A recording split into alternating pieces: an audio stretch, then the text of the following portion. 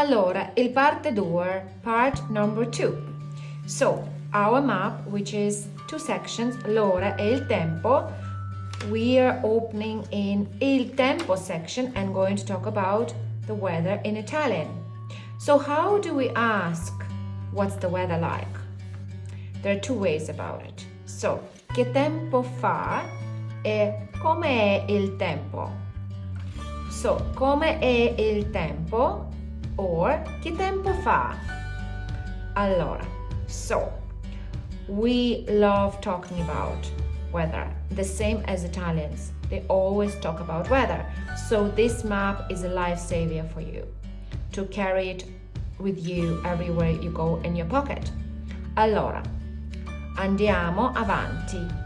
So if we want to talk about hot, it's hot, or it's cold, or it's very hot, or it's very cold, we use the verb fare. So, fa freddo, which means it's cold. And very important, it's not about the person who is cold, it's about the weather. Because when we talk about person's feelings, feeling cold or hot, we're using a different verb, avere. So, fa freddo, it's cold. So, fa caldo, per esempio, fa caldo, allora, qui. So, fa molto caldo, it's very hot.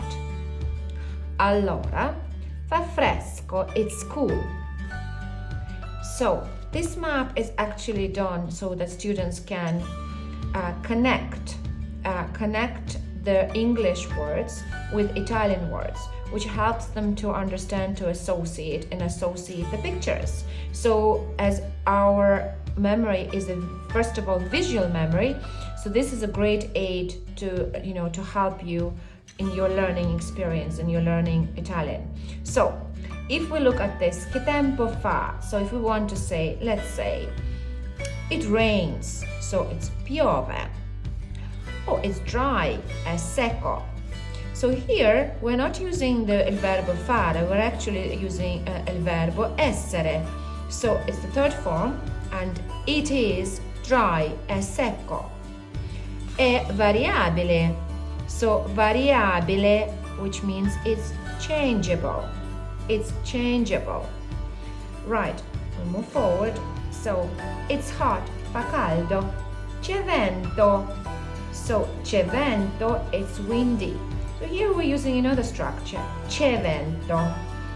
And then we have è umido, which is it's wet.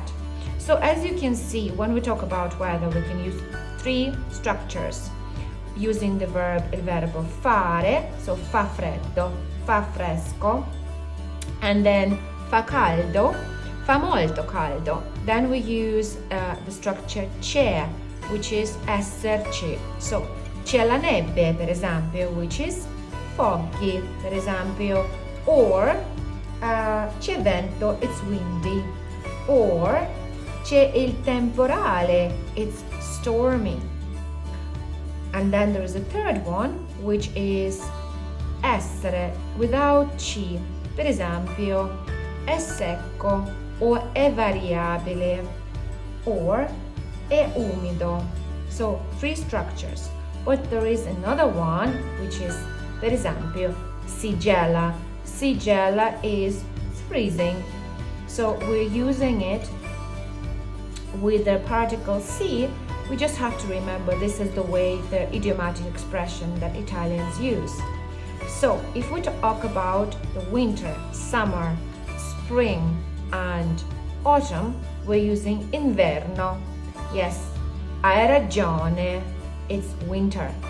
And then we have summer, estate. Sì, hai ragione, estate is summer. La primavera, davvero, la primavera is spring. And then autunno is autumn.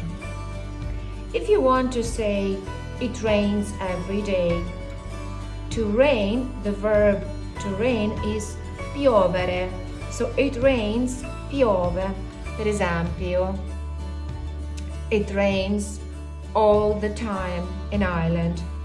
Piove tutto il tempo in Irlanda. Allora, and here you can see different symbols of different times of the year. Albero, tree. La farfalla, butterfly. Fiore, flower. Ombrello. Sì, oggi ho bisogno di ombrello. È vero. Allora, è tutto per il tempo. Oh, by the way, there are months on this side which are gennaio, January, febbraio, February, marzo, March, aprile, April, maggio, May, giugno, June, luglio, agosto, settembre, ottobre, novembre, dicembre. È tutto, ci vediamo!